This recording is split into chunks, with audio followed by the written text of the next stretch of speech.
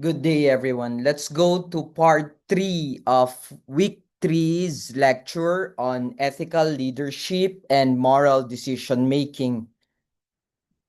And we resume with care ethics and the person behind the file. We have examined consequentialism, the ontology, and roles. Each gives us an important way of thinking about ethical decisions. But now the lecture makes an important turn. The previous approaches can become highly abstract.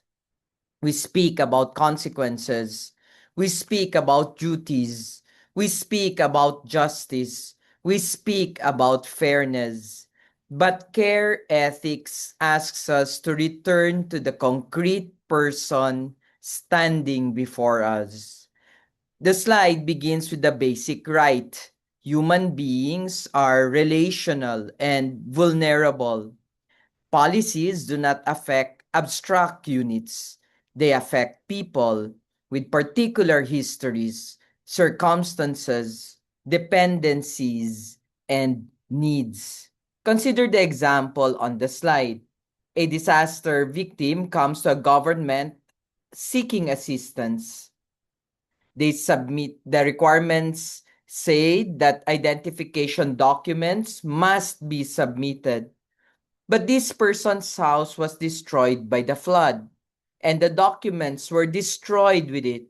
The purely procedural responses come back when you have complete requirements. Now, technically, perhaps the administrator has followed the rule, but care ethics asks us to remain with the situation a little longer.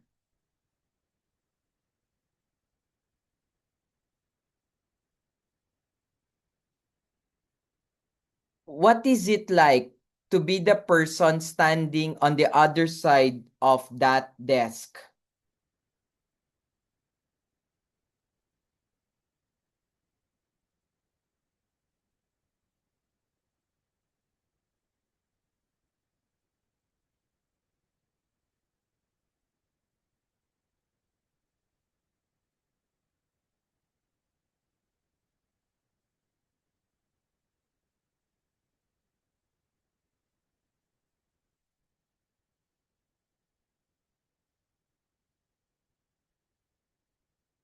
Your home has been destroyed.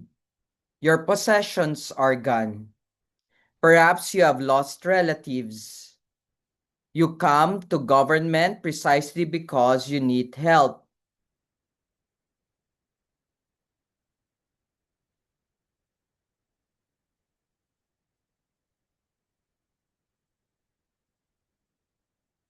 And government tells you, we cannot help you because the flood destroyed the documents you need in order to prove that you need help. Something has gone wrong.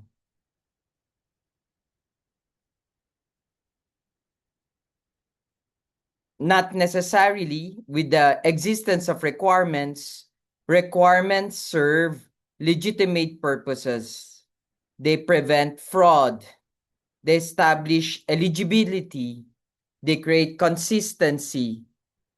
Care ethics does not say, forget all standards. Instead, it asks, what does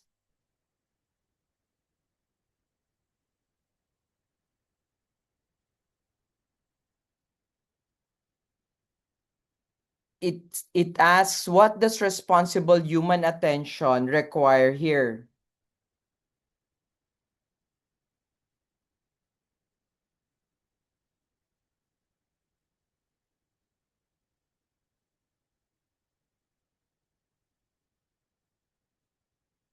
Perhaps there is an alternative form of verification. Perhaps another agency can confirm identity.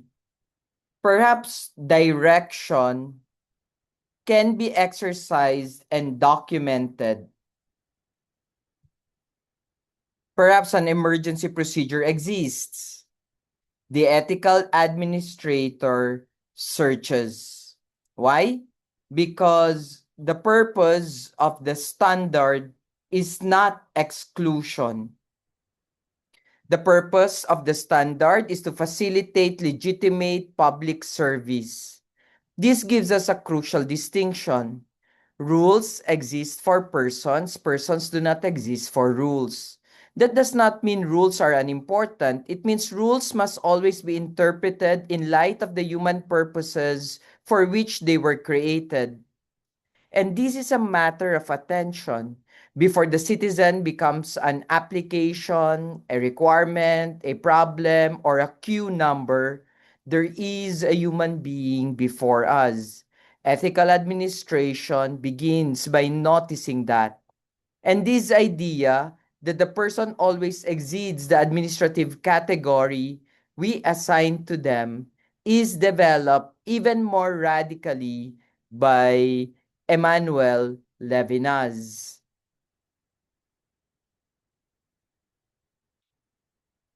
For Emmanuel Levinas gives us one of the most powerful philosophical ideas. For Levinas, ethical experience begins in the encounter with other person. Before I classify the other person, explain them, manage them, or place them into a bureaucratic category, the other confronts me as someone who makes an ethical claim upon me. The slide expresses this beautifully. Before someone becomes a beneficiary, applicant, or case number, the person confronts us as a human being. This matters enormously in bureaucracy because bureaucracy must classify.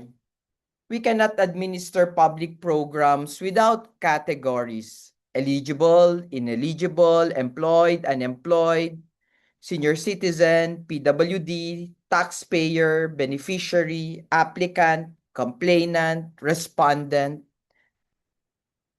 Categories are administratively necessary. But Levinas gives us the warning: the category never exhausts the person. The file contains information about the person. The file is not the person. A person may be classified as case number 2026-00145, but somebody loves that person. That person has memories, fears, responsibilities, children, parents, a history, a future. The bureaucracy needs the number. Ethics requires us not to forget the face. And this is why the slide speaks of the face behind the file. Something happens when we encounter another person face to face. The other resists reduction. I cannot fully contain that person within my administrative categories. And this becomes especially important when power is unequal. The administrator sits behind the desk. The citizen waits. The administrator understands the process. The citizen may not. The administrator can approve or deny. The citizen depends upon the decision. In such encounters, efficiency can easily become depersonalization. Next, incomplete, denied, come back tomorrow. Administratively, perhaps these words are necessary. Ethically, however, the person must never disappear behind them. This is why the slide concludes that depersonalization is an ethical failure even when it is administratively convenient. So ethical leadership restores the face behind the file, not by abolishing bureaucracy, but by humanizing bureaucracy.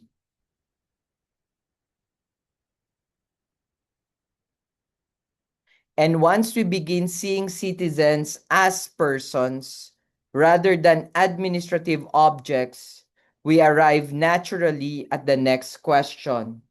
What kind of relationship should exist between citizens and public institutions?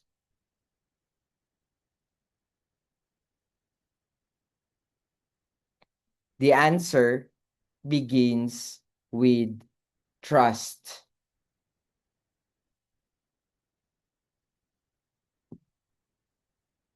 Let's look at public trust, accountability, and transparency. Supposedly, this is where uh, week 3, part 3 begins. And for some reason, I I thought it's okay to end it in the two slides earlier last time. We now begin chapter 6. And the first sentence gives us the foundation. Public administration depends upon trust, and trust cannot be demanded. It must be earned. Government possesses authority, but authority and trust, these are not identical. A citizen may obey government because the law requires obedience, while simultaneously distrusting the institution. That is possible. You cannot compel compliance. You cannot compel trust. Trust develops from experience. This is why citizens evaluate government not merely according to outcomes, but also according to process. The slide gives us several questions. Was the decision transparent? Was it fair? Were people heard? Were reasons explained? Were similar cases treated consistently? Was wrongdoing acknowledged? Notice that these questions have in common. They concern procedural justice. Suppose two applicants are denied assistance. The first is simply told denied, no explanation, no appeal, no indication of what went wrong. The second is told your application was denied because of this criterion. Here is the basis. Here is what was considered. Here is the appeal process. The outcome is the same. Both were denied, but their experience of government may be radically different. Why? Because procedural justice matters.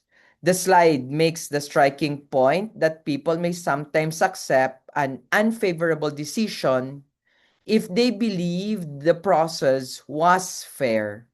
Conversely, even a favorable outcome may be rejected when the process appears corrupt or exclusionary. This means trust cannot be built simply by giving people what they want. Government cannot purchase trust through favorable outcomes. Trust emerges when citizens believe that institutions are fair, consistent, transparent, responsive, and capable of explaining themselves.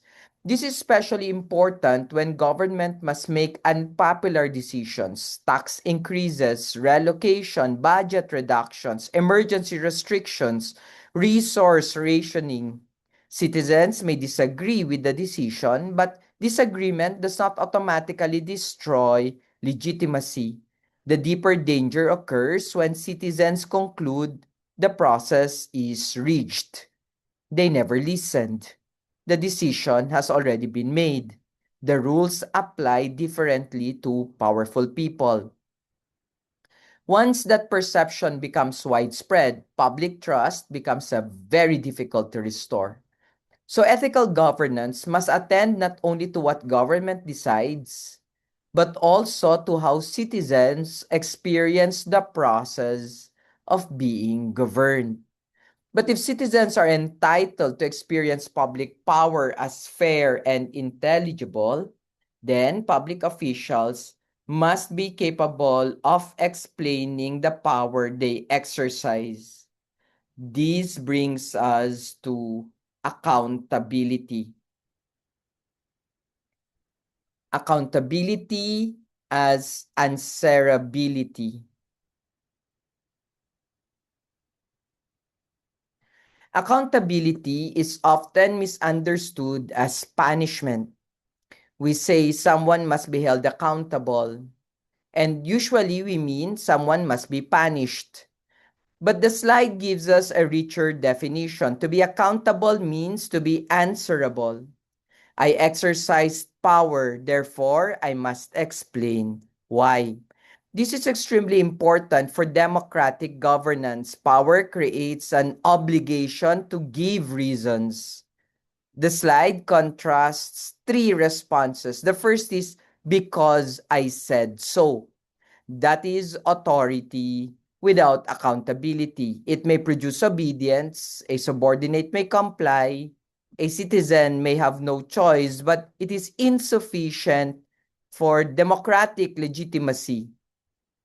The second response is more sophisticated because that is the policy. Now, this sounds bureaucratically respectable, but the slide warns that even these may be insufficient. Why is that the policy? What purpose does it serve? When was it created? Does the original justification still apply? Has the context changed? This is a very important question for public administrators. Policies can outlive the conditions that created them. A rule may have made sense 20 years ago, but perhaps technology changed, society changed, the population changed, the problem changed. To say merely that has always been the policy is not necessarily an ethical justification. Remember, our discussion of the normalization of deviance. We have always done it this way can be a dangerous sentence. The third model is ethical accountability. This requires reasons, documentation, transparency, review, responsiveness, and willingness to correct mistakes. Notice how demanding this is. Accountability means that my decision must survive explanation.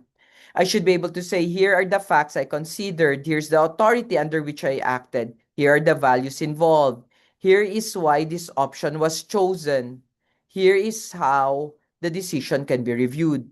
And if I was wrong, here is how we will correct it. This makes accountability both retrospective and prospective. Retrospective, why did you do this? Prospective, what safeguards will guide future action? So, accountability is not merely about finding someone to blame after failure. Properly understood, accountability improves the judgment before decisions are made. Because if I know I will eventually have to explain my decision publicly, I may deliberate more carefully now.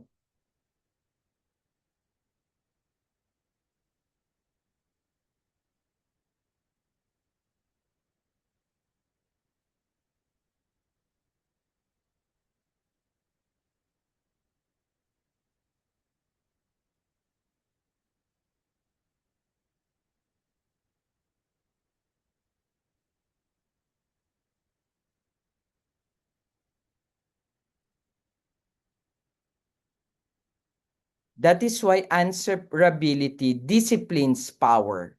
But genuine answerability requires something many leaders find extraordinarily difficult: the ability to admit that a decision was wrong. The ethics of admitting error. Many leaders fear saying, I was wrong. Why? Because they believe admission weakens authority. They imagine leadership requires certainty. The leader must always know.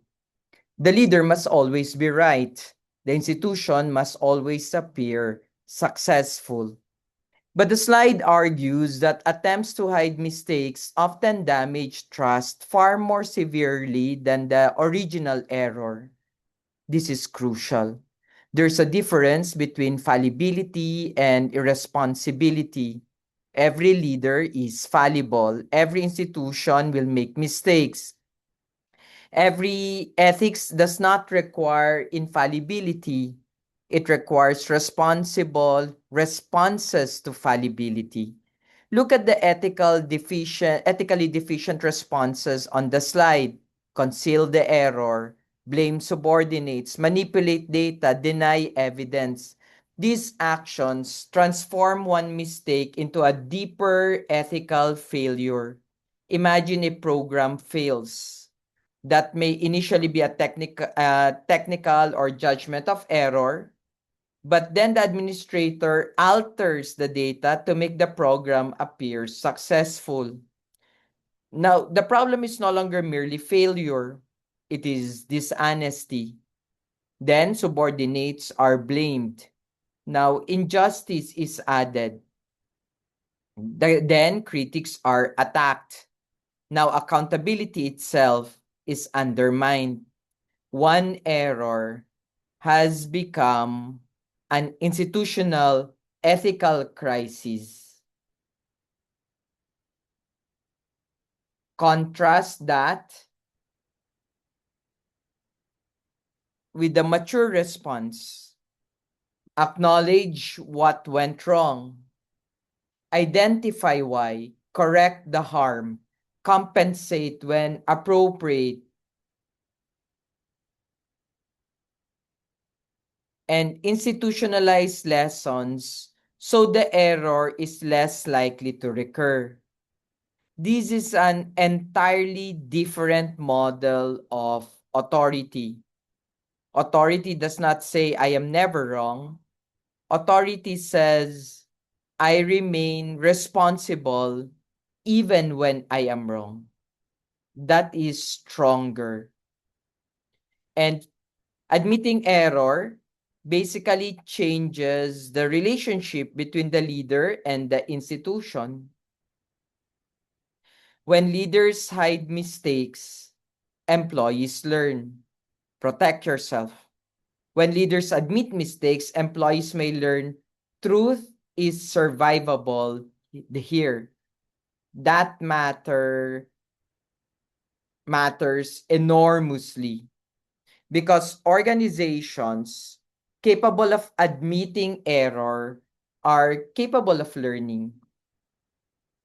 Organizations incapable of admitting error repeat mistakes while becoming increasingly skilled at hiding them. Very different, in fact. So the final principle of this slide is essential. Institutional maturity is measured partly by its capacity to learn from failure. And that takes us naturally to organizational culture. Because whether people tell the truth about failure depends heavily on what their institution teaches them is safe.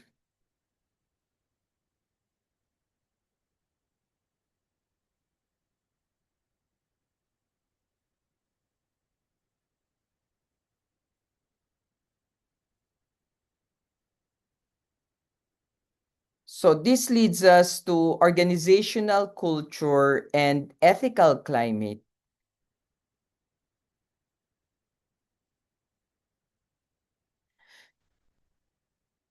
We shift the unit of analysis further. We began with the leader, then the decision. Now we look at the organization itself. Organizational culture answers a question that the employee learns very quickly. How do things really work here? Not what does the manual say? Not what does the mission statement say? Not what does the code of ethics display on the wall say? But what does daily experience teach me? There are three revealing questions. What gets promoted? And this tells employees what the institution actually values. Suppose the mission statement celebrates integrity. But employees who manipulate numbers consistently receive promotion because they meet targets. What has the institution taught? Results matter more than integrity. Or suppose the institution claims to value work or teamwork, but only aggressively self-promoters advance. Again, employees learn the real rule. Second, what gets ignored?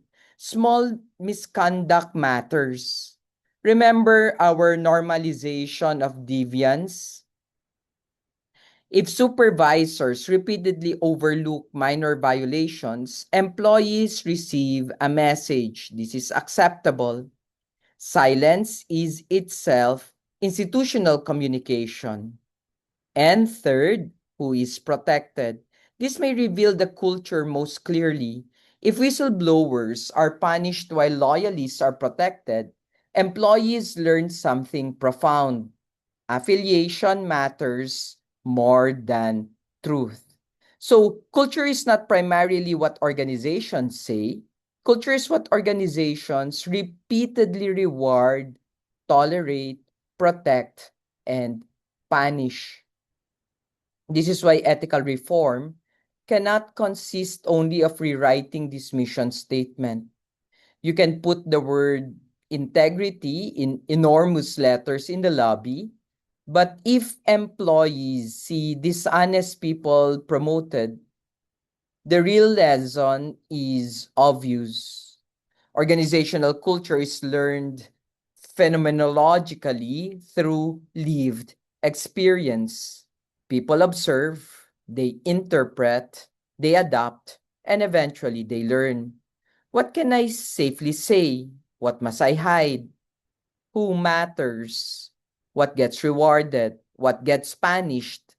That lived experience becomes the ethical climate, which is why leadership behavior at the top becomes extraordinarily important. Employees learn organizational ethics not only from policies, but by watching what senior leaders actually do. Let's push these further by looking at the tone at the top. What leaders permit, they teach. Leadership conduct becomes a form of institutional pedagogy. The leader is always teaching. Even when no ethics seminar is being conducted, even when nothing is written, employees are watching. Let's look at four examples. First, the executive manipulate rules. What do subordinates learn? Rules are negotiable instruments. The leader cannot later say, why is everyone manipulating procedure? They learn it. Second,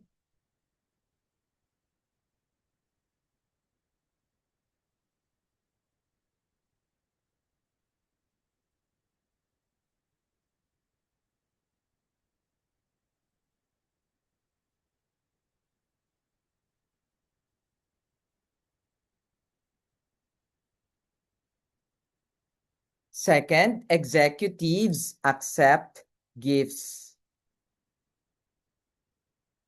Employees infer gift-taking is acceptable.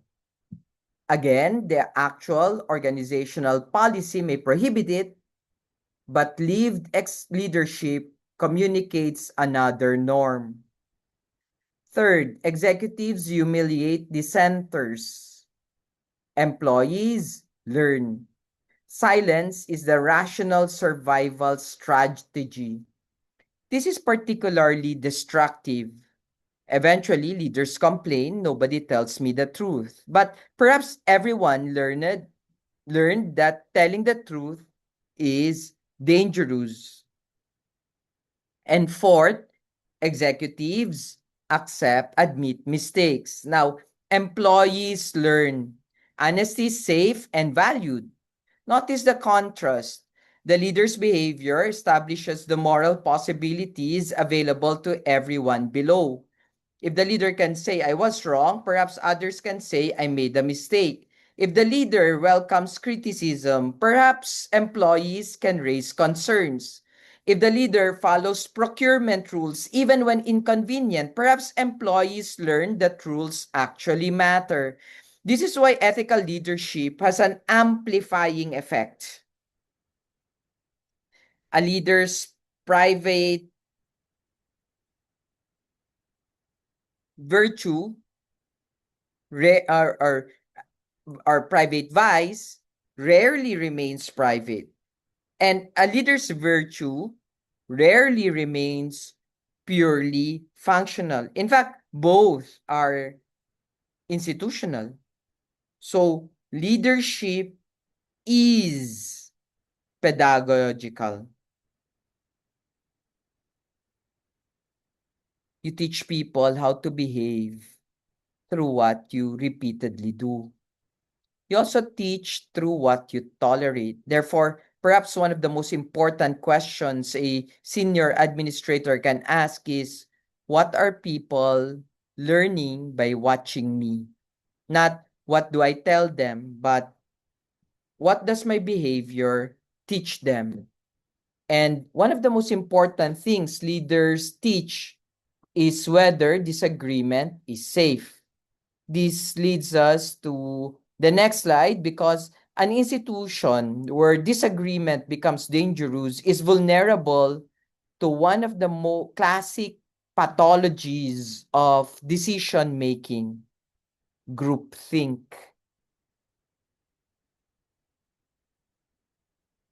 Let's end this section with groupthink. Groupthink occurs when the desire for agreement becomes so strong that the group loses its capacity for critical judgment. The slide gives us several warning signs: suppression of dissent, pressure to conform, illusion of unanimity, stereotyping critics as disloyal or incompetent, self-censorship, overconfidence, and rationalization of warning signs. Notice how groupthink can look like organizational harmony. Everybody agrees. Meetings are peaceful. Nobody challenges the leader. Decisions are made quickly. At first glance, this may look like excellent leadership, but ask, why is everyone agreeing? Perhaps everyone genuinely agrees. Or perhaps nobody feels safe enough to disagree. Those are completely different organizational realities. Silence must never automatically be interpreted as consent. This connects directly with our earlier discussion of authentic leadership. Remember, the leader who cannot tolerate criticism, eventually that leader becomes surrounded by agreement. And the absence of criticism begins to feel like proof of correctness. But perhaps criticism has simply been driven underground. This is why the slide says a leader surrounded only by people who agree with him is epistemically vulnerable. The word epistemically is important. It means vulnerable in terms of knowledge. If nobody can challenge me, I lose access to information. I stop seeing my blind spots. Errors remain uncorrected. Warnings disappear. The institution gradually becomes incapable of learning. So dissent is not merely a political right. It is an epistemic resource. The person who disagrees may see something everyone else has missed. That is why healthy institutions deliberately create structures for constructive dissent.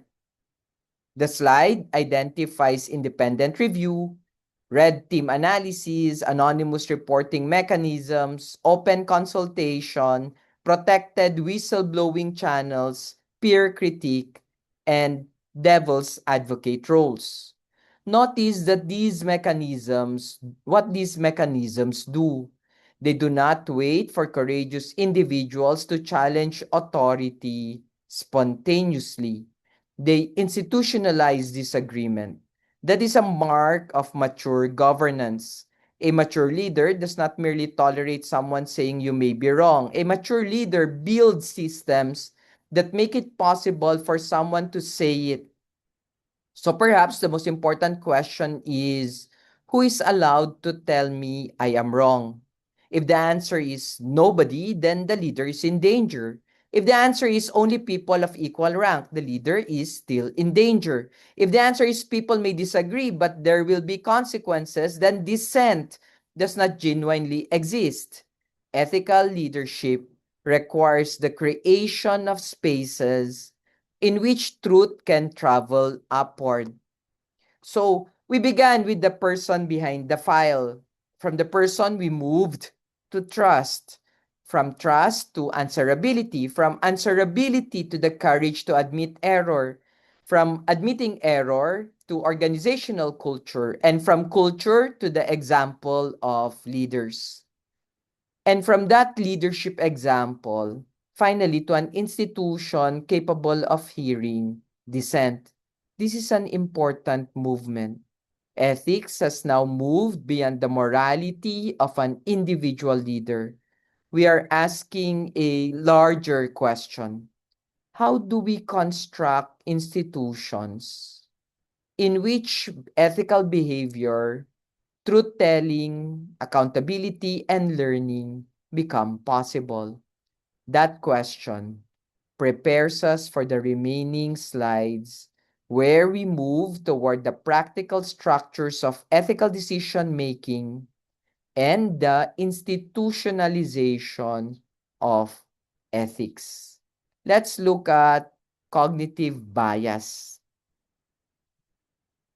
Before we create a framework for ethical decision making, we need to confront one more difficulty.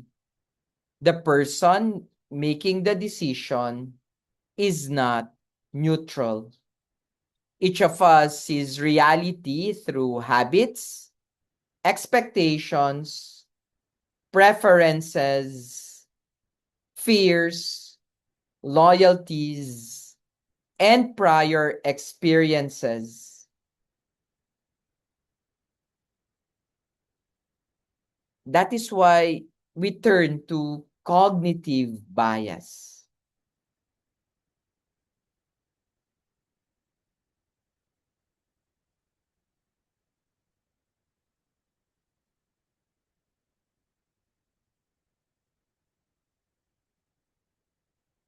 The central point is simple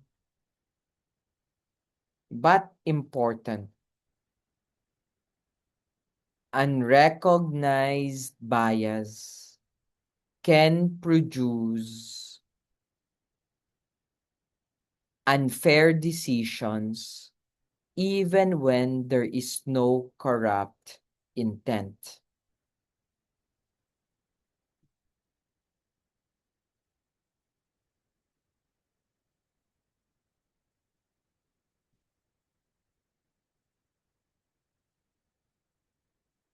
This means ethical failure does not always arise because someone intends to do wrong. Sometimes,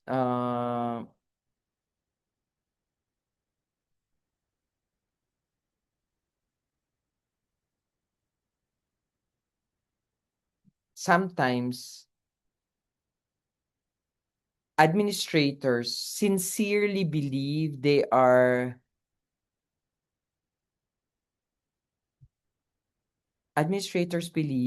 being fair while their judgment is being distorted.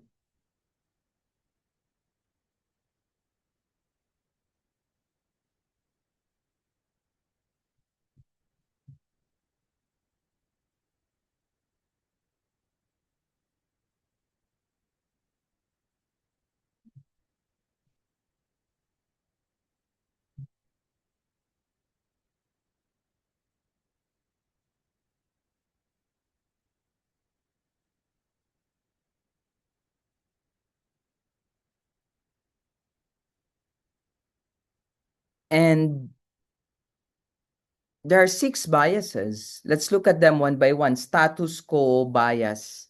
This means preferring an existing arrangement simply because it already exists. We say, this is how we have always done it. Notice how closely this connects with our earlier discussion of normalization of deviance. An old practice can begin to appear legitimate merely because it is old. But longevity is not an ethical argument. A procedure may be familiar and still be unjust. An organizational structure may be long-standing and still exclude people. A policy may be traditional and still need reform. So the ethical leader asks, if this arrangement did not already exist, would I choose it today? Second, confirmation bias. This means seeking information that confirms what we already believe. Suppose a director believes a particular program is successful. What evidence does the director notice? Success stories, positive data, supportive reports. What gets ignored? Complaints, contradictory statistics, evidence of failure. The danger is obvious. The more powerful the leader, the easier it becomes to create an informational environment that confirms the leader's assumptions. Third, halo effect. One positive quality begins influencing our overall evaluation of someone. He's hardworking, therefore he must be honest. She's highly educated, therefore she must be a good leader. He's a charismatic, therefore his policy must be sound. But one positive quality does not prove every other quality. Fourth, in-group bias. We favor people who resemble us or belong to our networks. Same school, same organization, same province, same profession, same political circle. Again, this may happen unconsciously. I just feel more comfortable working with this person. But in public administration, comfort can become unfair advantage. Fifth, sunk cost bias. We continue a failing project because too much has already been invested. We have already spent 100 million. We have worked on this for 3 years.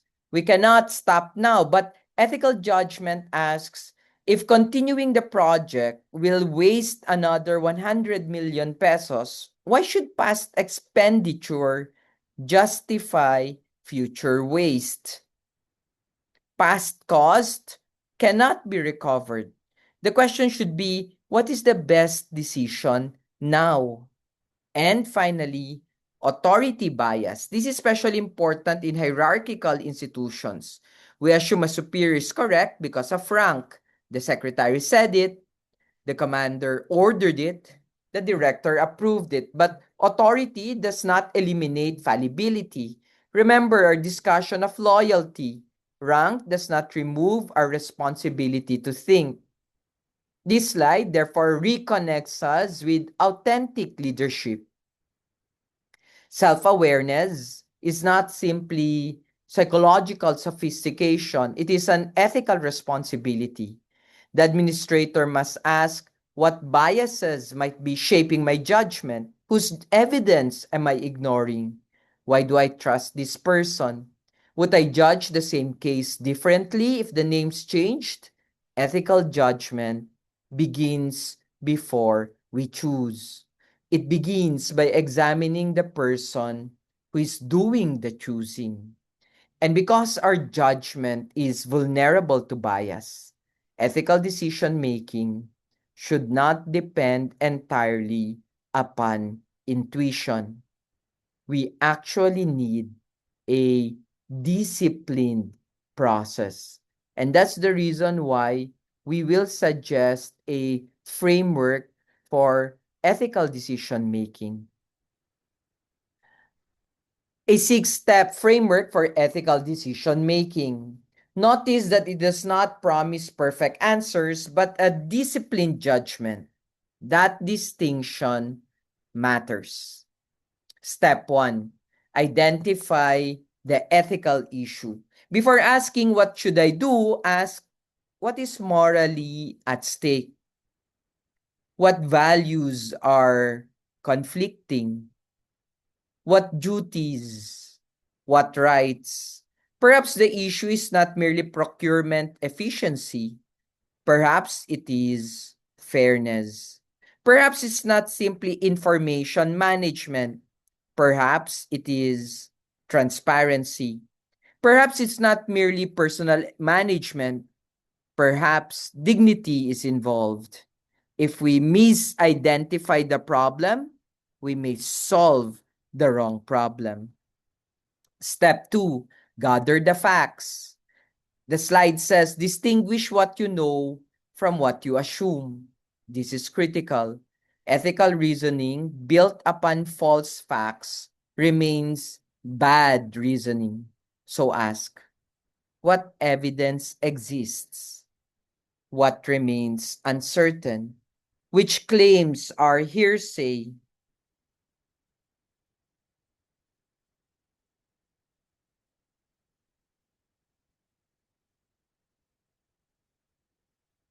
What information is missing? Do not moralize before you understand the case.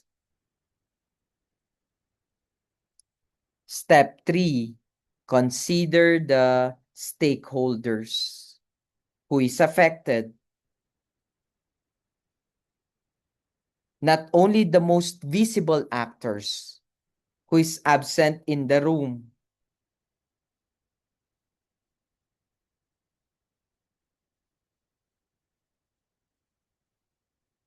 Who possesses little power.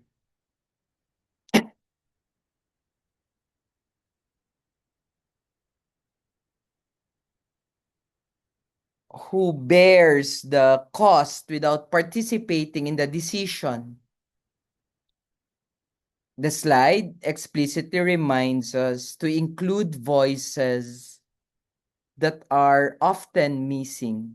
This is where roles, care ethics, and even Levinas returns. Step 4, apply multiple ethical frameworks. Consequentialism, what will happen? Deontology, what duties and rights must be respected? Virtue ethics, what kinds of leaders does this action express? Care ethics, who is vulnerable and what does responsible attention require? We do this precisely because one framework may overlook something another reveals. Step 5, consult and deliberate. Consult and deliberate. This connects with our discussion of dissent. Seek different perspectives. Invite criticism. Ask someone to challenge your preferred solution. This is one way we guard against confirmation bias. And finally, step 6, decide, act, and reflect. At some point, leadership requires action. You cannot deliberate forever. But after acting, return to the decision. What happened? Who was harmed? What did we learn? Would we make the same decision again? Ethical decision making, therefore, is cyclical. Decision produce experience. Experience should improve future judgment. And this framework does something very important. It slows moral reasoning down just enough to make it accountable. In emergencies, we may have little time, but even then, disciplined questions matter. What is the issue? What do we know? Who is affected? What principles apply? Who should be consulted? What must we now do? That is ethical judgment operationalized. In actual administrative life, however, leaders do not always have time for extended analysis. So let's give several quicker ethical tests, and we can begin with the newspaper test. So, for simple heuristics, they're not substitute for serious ethical reasoning, but they can serve as warning devices. First, the newspaper test.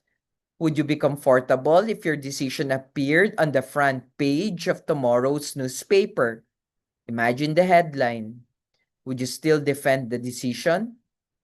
If your first instinct is, I hope nobody finds out, that does not automatically prove the act is wrong.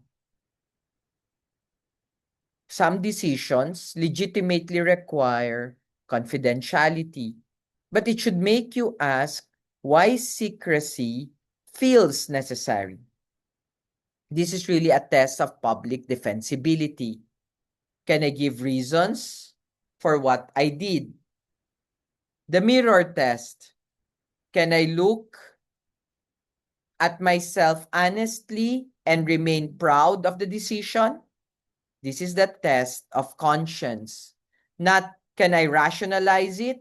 Human beings are extraordinarily skilled at rationalization. The deeper question is, when the meeting is over, the report has been signed, and nobody is watching, what do I know about what I did?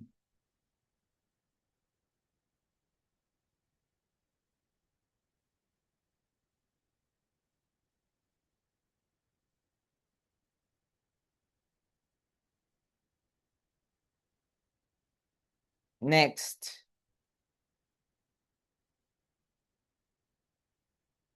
the role model test. What would a leader with a strong ethical compass do? This is close to virtue ethics. Think of someone whose character you genuinely respect. Not someone famous, but someone whose judgment, courage, justice, or integrity you can trust. What would that person notice in this situation that I may be overlooking? And finally, the reversibility test. If you were on the receiving end of this decision, would you consider it fair? This is remarkably powerful. Suppose you're designing an appeal process. Would you accept the process? If you were the one accused? Suppose you're designing relocation policy. Would it still appear fair if your family were being displaced? Suppose you are imposing a disciplinary penalty. Would the procedure appear just if you were the employee? This this is related to roles. Change your position, then evaluate the decision again. These tests are useful because power tends to distort perspective.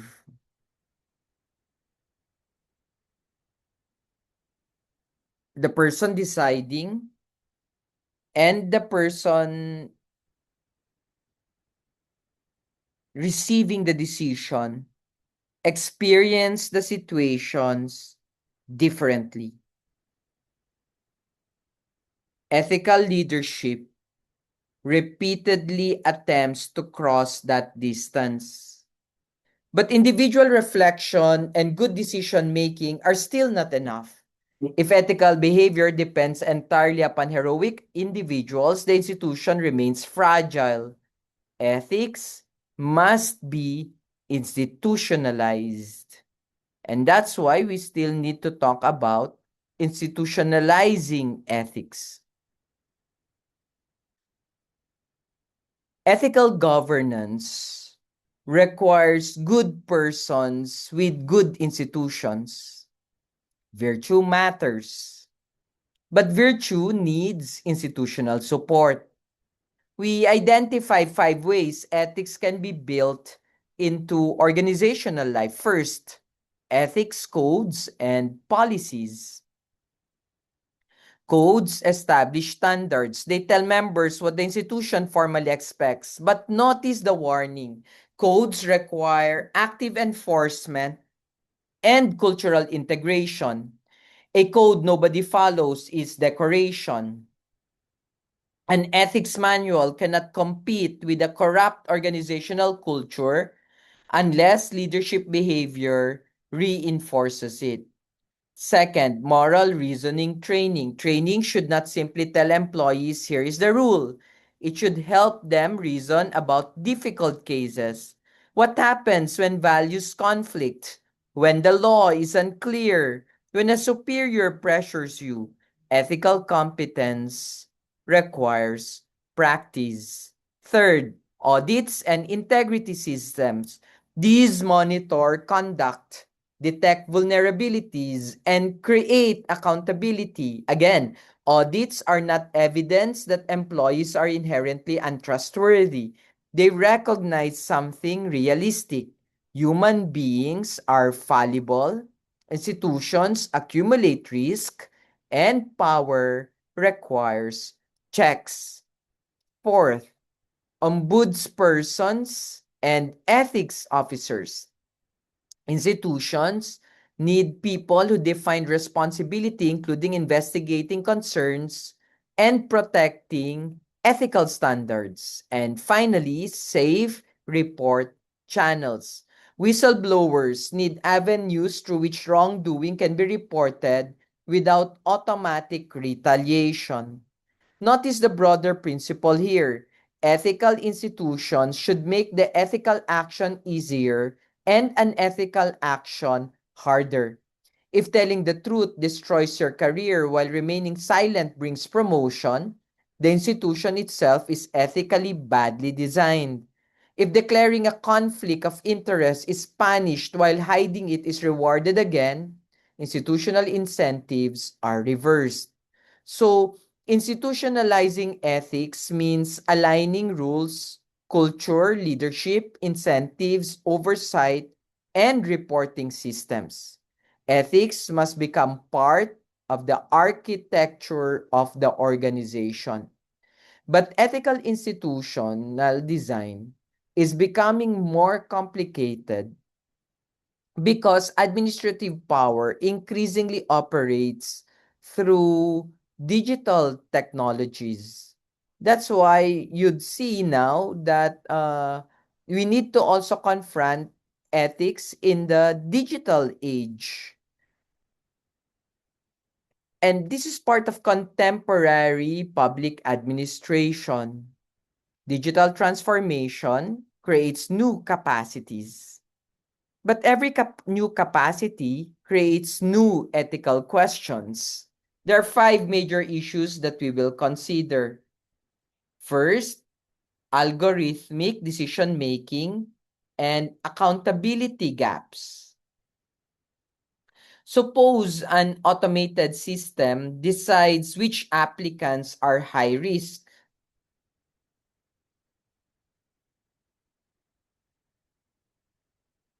Or we receive, or who receives priority,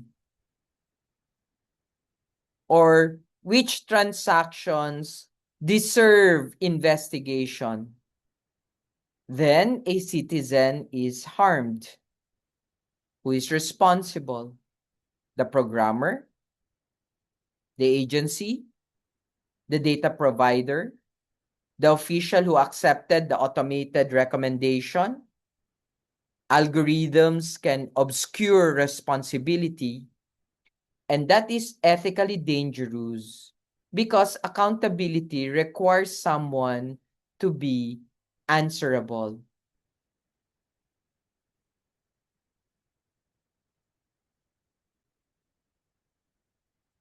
Second, surveillance and privacy.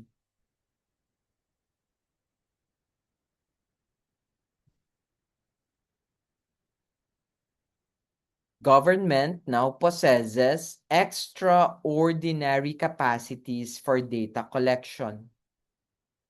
CCTV,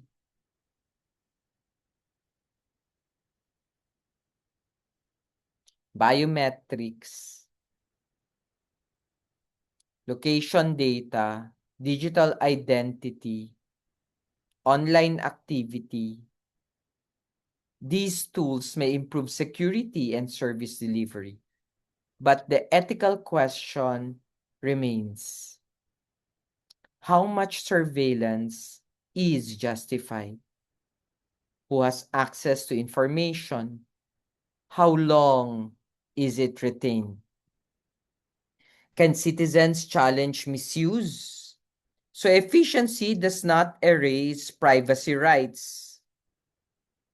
Third, data governance and ethical use. Public data can generate enormous value, but data can also be misused, shared improperly, used beyond the purpose for which they were collected, or deployed in ways that discriminate. Fourth, social media and public-private conduct. Public officials now inhabit blurred spaces. When does personal expression affect public impartiality? Can a supposedly private social media post damage confidence in one's office? The ethical question is not merely, am I legally permitted to say this? It's also, what does this communicate about my capacity to exercise public authority fairly? And finally, AI bias and fairness. Automated systems can reproduce existing social biases. If historical data reflect discrimination, an AI system trained on those data may reproduce the discrimination efficiently and at scale. This gives us a crucial ethical insight. Technology is not morally self-validating. A system can be technically sophisticated and ethically unjust. So the basic principles still apply. Who is affected? Who is accountable? Who is excluded? Is the process transparent? Can the decision be challenged? Does the technology preserve dignity? The tools change, but the moral responsibilities remain. One of the most important places where fairness becomes concrete is in the treatment of difference. And that leads us to diversity, equity, and inclusion. Let's look at those three perspectives all together. So the slide presents diversity, equity, and inclusion not merely as administrative preferences, but as ethical requirements rooted in justice, dignity, and equal treatment. The first important distinction is between formal equality and substantive equality. Formal equality says treat everyone the same. That sounds fair. But treating everyone identically can sometimes reproduce inequality. Imagine a public building with stairs. Everyone is told you are equally free to use the stairs, formally equal. But the person using a wheelchair is still excluded. Substantive equality therefore asks, what different conditions or accommodations are necessary for people to enjoy genuinely equal access? This does not abandon equality, it deepens it. Second, structural discrimination. Discrimination does not always require a prejudiced individual saying, I intend to exclude this group. Sometimes the rules themselves produce systematically unequal outcomes. A policy may look neutral, but because of existing social conditions, it may disadvantage particular groups. This means ethical administration must examine effects as well as intentions. The third is the obligation to dismantle barriers.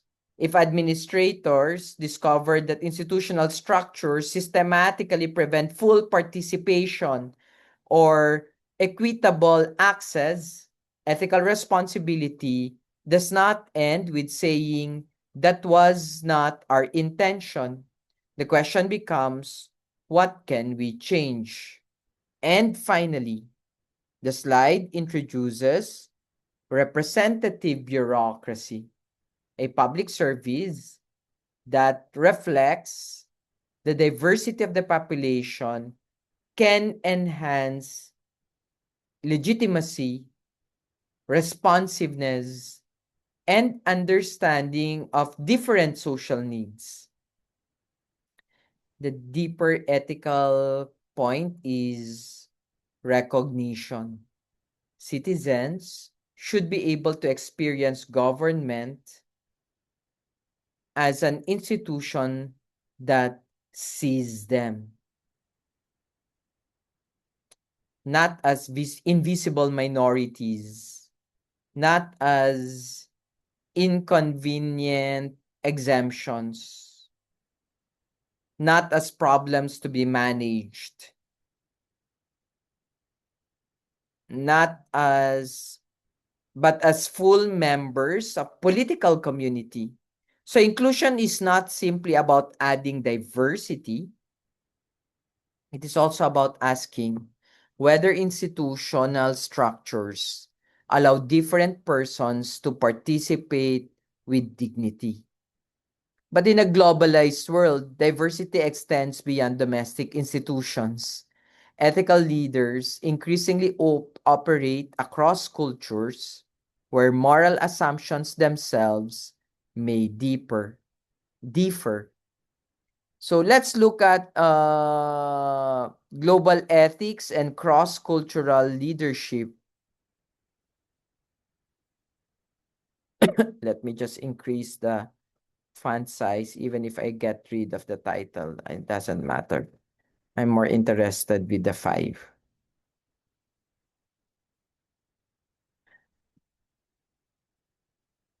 So, but we are confronted with a different problem altogether. How do we remain sensitive to cultural differences while still maintaining meaningful ethical standards? That's a very, very interesting but also difficult problem to consider, right? Because it's a question of how do I confront these things? So the first tension we will see is a tension between universalism versus cultural relativism. Universalism says some ethical principles apply across cultures, human dignity, justice, rights, integrity. But cultural relativism reminds us that moral practices and expressions differ significantly across societies. The challenge is to avoid two extremes. One extreme says our standards are universal because they are ours. That becomes arrogance. The other says every cultural practice is equally acceptable because it belongs to a culture. That makes the criticism of abuse impossible. Second issue is relevant to public administration. Second, defining corruption differently. Gift giving is one context. In one context may be ordinary hospitality, but in another may constitute improper influence.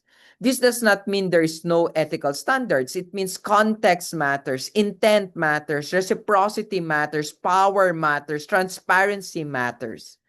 The third issue is the risk of ethical imperialism.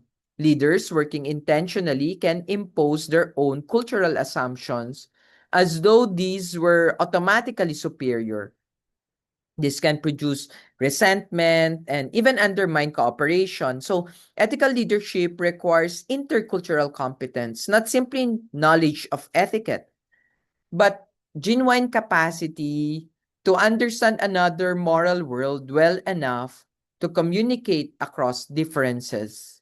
And finally, the slide points towards international frameworks as anchors.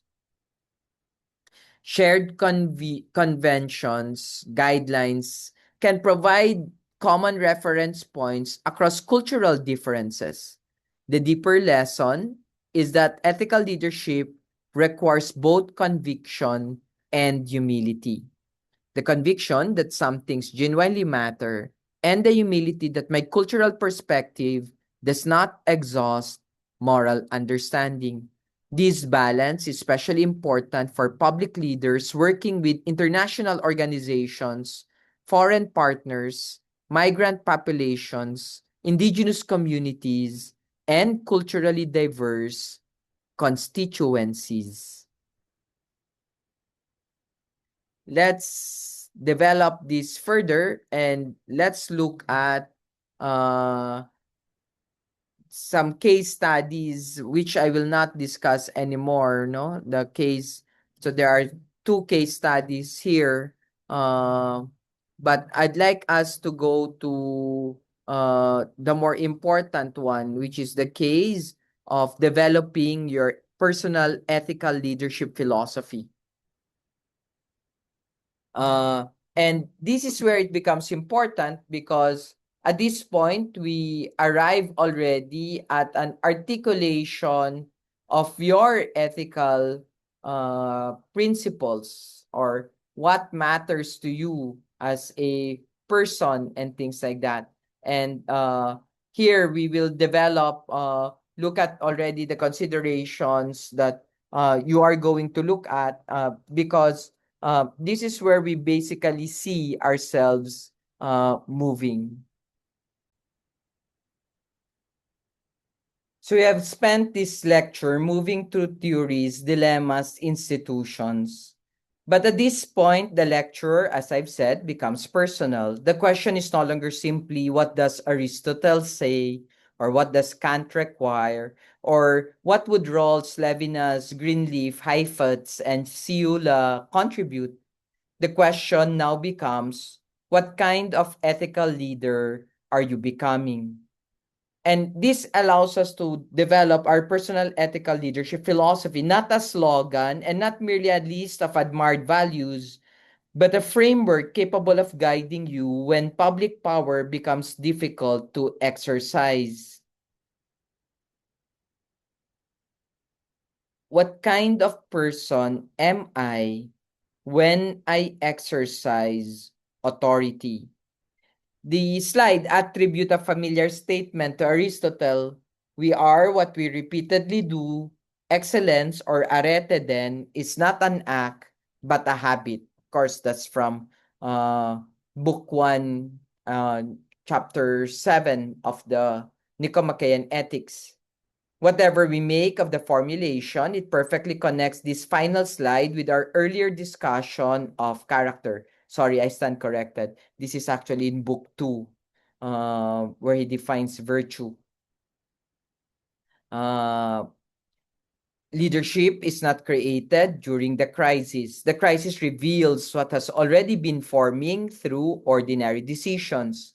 If I repeatedly choose convenience over truth, then when the major ethical test arrives, truth will feel unusually costly. If I repeatedly favor friends impartially,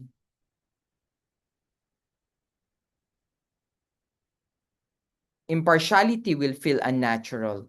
If I repeatedly avoid criticism, admitting error will become almost impossible. But the reverse is also true.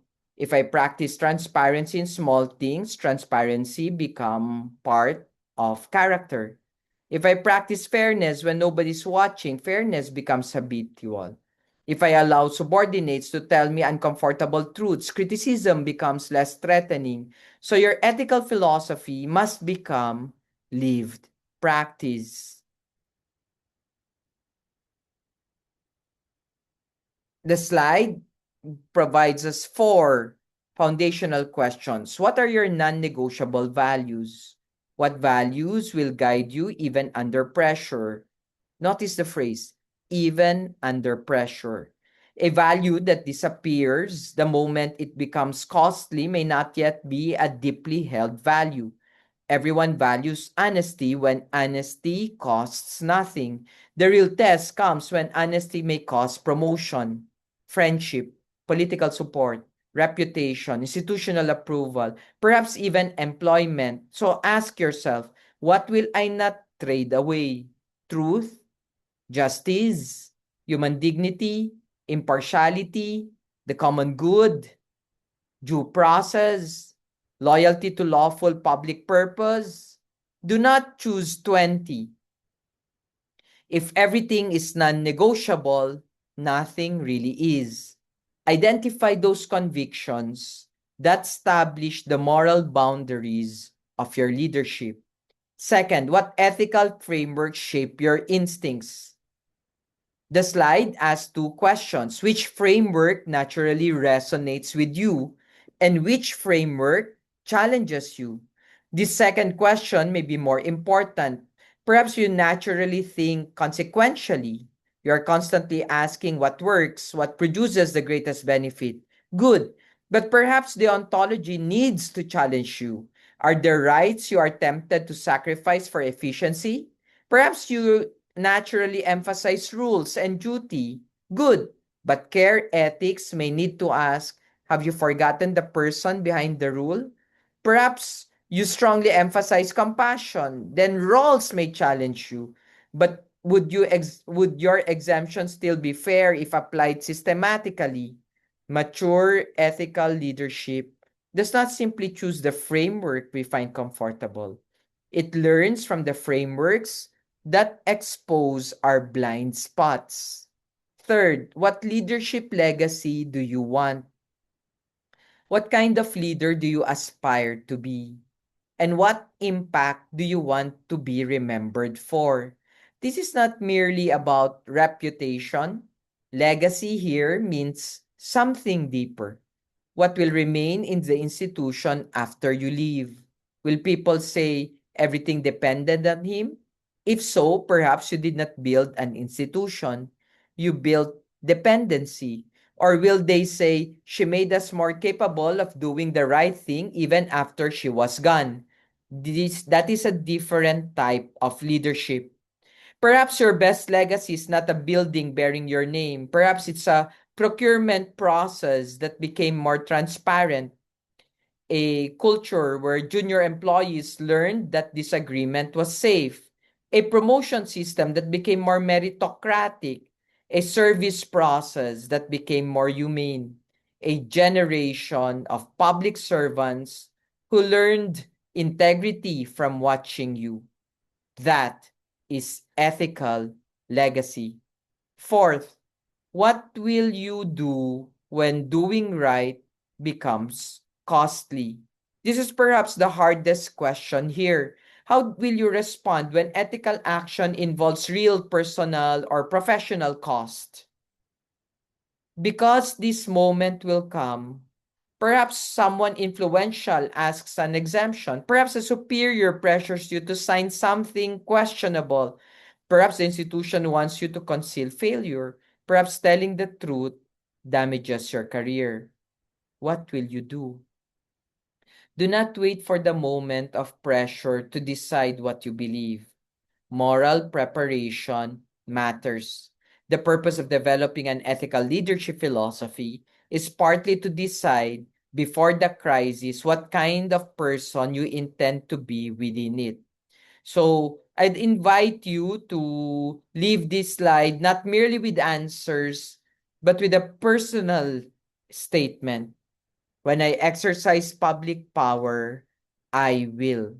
Tat, tat, tat. Complete that sentence because one day somebody may experience government through the decisions you make. But an ethical philosophy should not emerge from reflection alone because it belongs within a much longer intellectual tradition. And that's the reason why we actually went through key thinkers, essential readings. And that leads us to the last slide. I will not expound on that, slide 13 52 because that's just a repetition of everything we've spoken about. This final slide gives us the sentence within which I would like to end the entire lecture. Ethics is not a destination, it is a practice. Notice how different that is from treating ethics as a credential.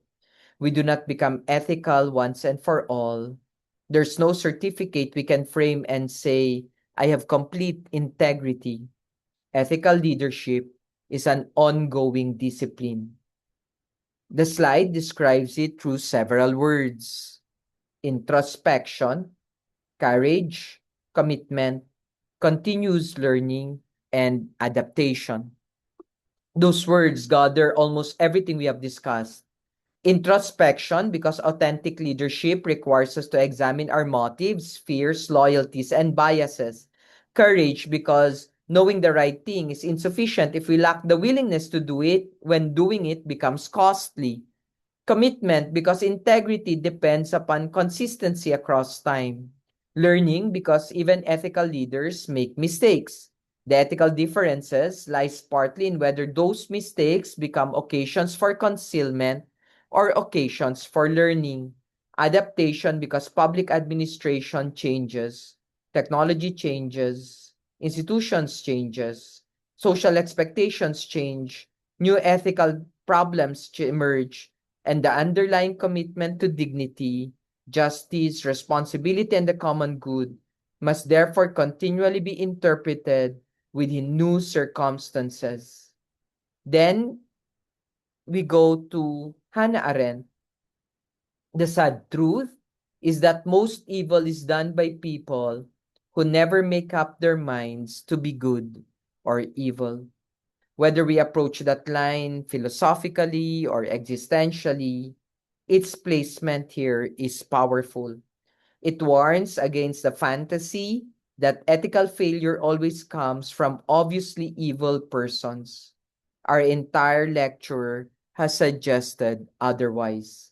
Ethical failure often begins more ordinarily: a small favor, a silent compromise, a manipulated figure, a meeting where nobody objects, a policy nobody bothers to reconsider, a citizen reduced to a case number, a subordinate humiliated because everyone has learned that this is normal, a leader who knows something is wrong but says, this is not worth fighting. The great danger is often not dramatic wickedness, but ethical sleepwalking. Not deciding what kind of person what intends to become. Not noticing the small habits forming character. Not asking whom the institution excludes. Not examining the assumptions behind the decision, not questioning a superior, not speaking when truth requires speech, not reflecting after failure. This is why ethics must be a practice of wakefulness. We must repeatedly become attentive, attentive to power, attentive to persons, attentive to consequences, attentive to duty, attentive to unfair structures, attentive to our motives, and attentive to the culture we are creating around us. The final paragraph turns directly toward the future of public administration. It reminds us that the ethical quality of communities and institutions will depend profoundly upon the deliberate choices made by those who exercise public authority. I want to emphasize the word deliberate.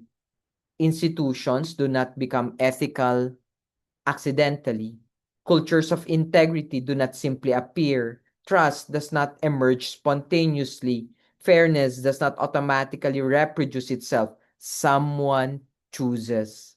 Someone designs the process. Someone challenges the old practice. Someone refuses the favor. Someone asks the uncomfortable question. Someone admits the mistake. Someone protects the whistleblower. Someone remembers the person behind the file. Someone says we can do this differently. And sometimes that someone is the public administrator. So we return to the question of slide 1. What does a public leader do when the morally right decision is not obvious? And after 53 slides, perhaps our answer is no longer a single formula.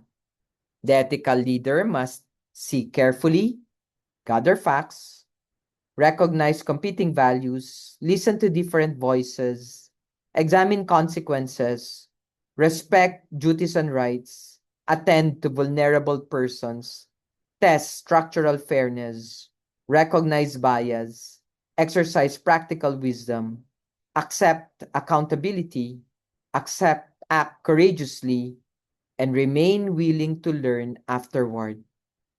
But beneath all these is something even simpler. The ethical leader must continually choose what kind of person to become through the exercise of power. Because every administrative decision does two things at once. It changes something in the world and it changes something in the person making the decision. Every truthful act makes truthfulness slightly more habitual.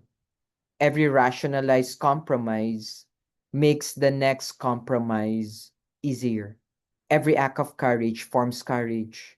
Every use of people as instruments makes depersonalization easier. Every act of attention strengthens our capacity to see the person before us. And so perhaps this is where our lecture should end. Public ethics is not primarily about appearing morally correct. It is about forming persons and institutions capable of exercising power responsibly. Not once, not when convenient, but repeatedly, day after day, decision after decision, until public power increasingly become what it was entrusted to become.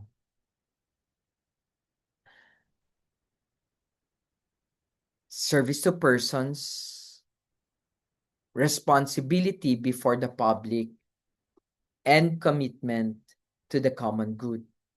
This is why ethics is not the last chapter of public administration. Ethics is the practice through which public administration becomes worthy of public trust.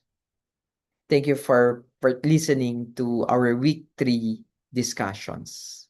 Have a good day, everyone.